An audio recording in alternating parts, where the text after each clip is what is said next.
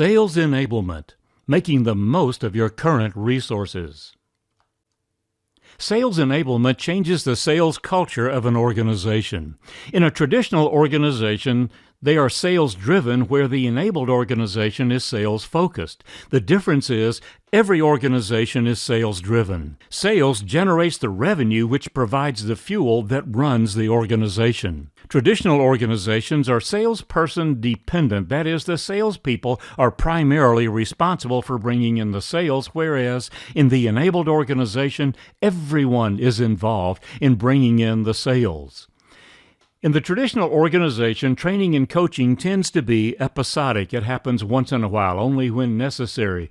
Whereas in the enabled organization, there is ongoing training and coaching, and it happens in real time. When the customer-facing individual needs coaching or needs training, it's available immediately. Traditional sales tends to be confrontational. It's the buyer versus the seller. Most buyers are better at buying than salespeople are at selling, so in those situations, what we find is the buyer has the upper hand. In the enabled organization, we recognize that many buyers are actually better at selling than salespeople are. So using the principles of X-selling, we help the buyer sell themselves. The buyer actually participates in the sales process. It becomes very interactive.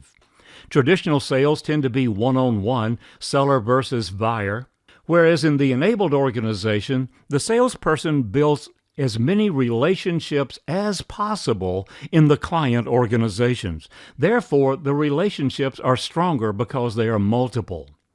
Salespeople tend to be the least supervised people on the payroll. Well, in a traditional organization, that's the case, but in an enabled organization, the salesperson has immediate access to resources. It's in real time, so they know how to perform. They actually self-supervise. In a traditional organization, selling can be random. Two different salespeople might sell two completely different ways, but in the enabled organization, it's focused because they're using a methodology. It's sort of like a recipe for sales.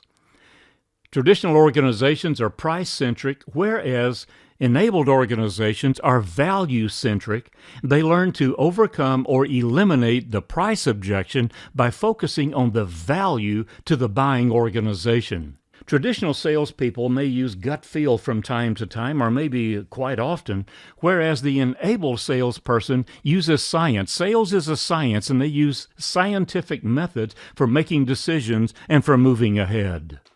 Traditional organizations have consistent quality, but that may be a downside if the quality has not improved over time.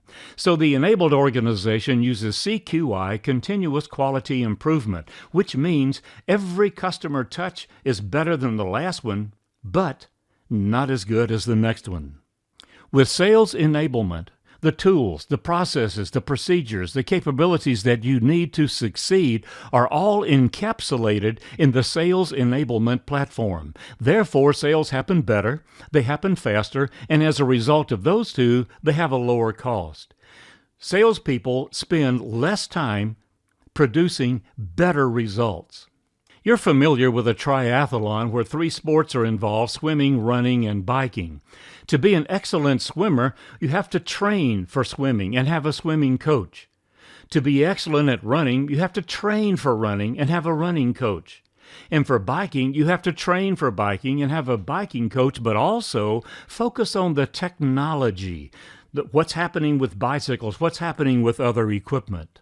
In sales, it's a quintathlon. That is, there are 5 different disciplines. Each requires training, each requires coaching. Sales enablement encapsulates all 5. Positioning is one. Who are we talking to? What are we talking about? Are we talking to the right person? Listening, are we asking the right questions to gather the right information to best serve the customer? Of all of our differentiations, which one is most important to this customer right now? And solution selling has been around for a long time. That's included in sales enablement, and then helping the customer go and reach their objectives. Going the extra mile, giving the baker's dozen is also a piece of sales enablement. Each of these requires training and coaching. The good news is Sales Enablement encapsulates and covers all of that for you. We look at the client organization. We start with the CEO. As we go down the chain of command, the CEO is the corporate visionary. They determine where the organization is going to go based on their industry, based on the industries that they serve and what changes are happening there. They have to call that shot. They meet with their peers. Some are members of peer organizations, so they compare notes with other CEOs. They look at the forecasts, economic and other, so that they can make sure that they are making the right decisions about who else the company could serve and what else they could offer their clients. Then the vision is sent downstream. The next level is the C-suite. That's the strategic level. The C-suite has the CFO, the COO, and it should have a Chief Sales Officer, a CSO. But there are very few of those out there, so the responsibility of the CSO falls to the CEO. Just as the organization that doesn't have a CFO finds that the CEO is responsible for that function. That's the strategic level, moving down the organization at the VP, sometimes director level. That's where the tactics are laid out. That's the tactical level. Then we have the managers, like sales managers. They are partly tactical and part task level. Then we have our salespeople. They are task focused because they're making the sales happen. And what happens here is destination and outcome is determined by the visionary. That's handed off to the strategic level. They coordinate among each other. The COO wants to know from the CFO if there's enough funding to achieve what the CEO has asked to have happen. At the tactical level, we see priorities being laid out. Where's the low-hanging fruit? Who should we call on first? Where are the ripest opportunities? At the tactical and task level, assignments are given, so the sales manager assigns different responsibilities to different salespeople who then go out and engage the customers. This is referred to as collaborative selling because everyone in the organization is participating in making the sales happen. Let's look closer at the salesperson. This is the task level. There are 5 elements to a successful value-added sale.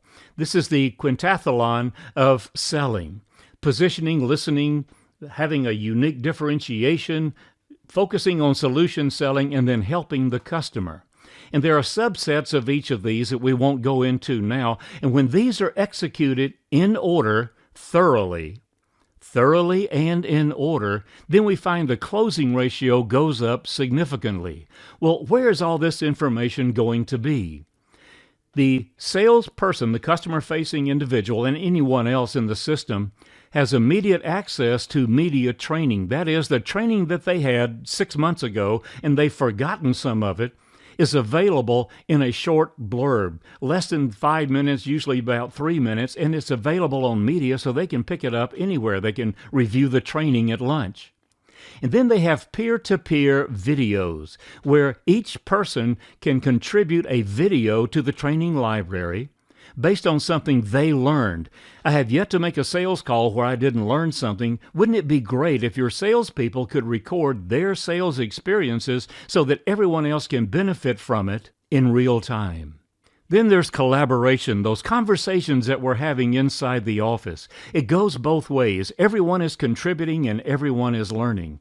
And then for each of the other 4 steps, the same conditions apply. The training is available immediately. There are peer-to-peer videos to help coach us. And then there's the collaboration that we have in our conversations.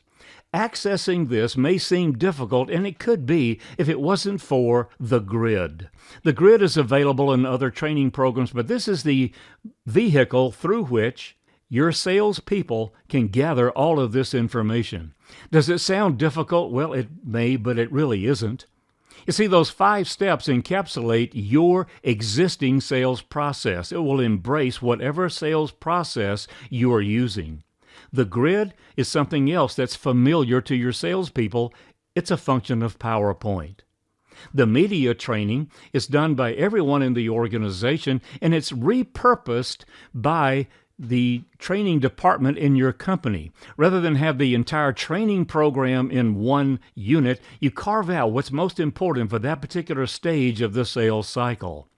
Peer-to-peer videos are made using a smartphone. It is just that simple. You've just completed a sales call.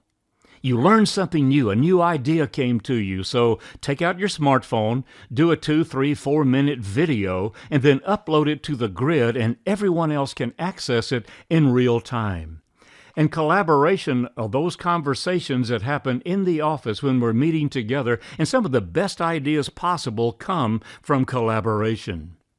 We offer sales enablement, speaking, training, and consulting, and technology for CEOs, for leaders, for salespeople, and for all employees. Your role in sales helps every employee understand what they could be doing to generate more sales and what they might be doing that is inadvertently reducing sales. For more information, contact us, and remember, teach others.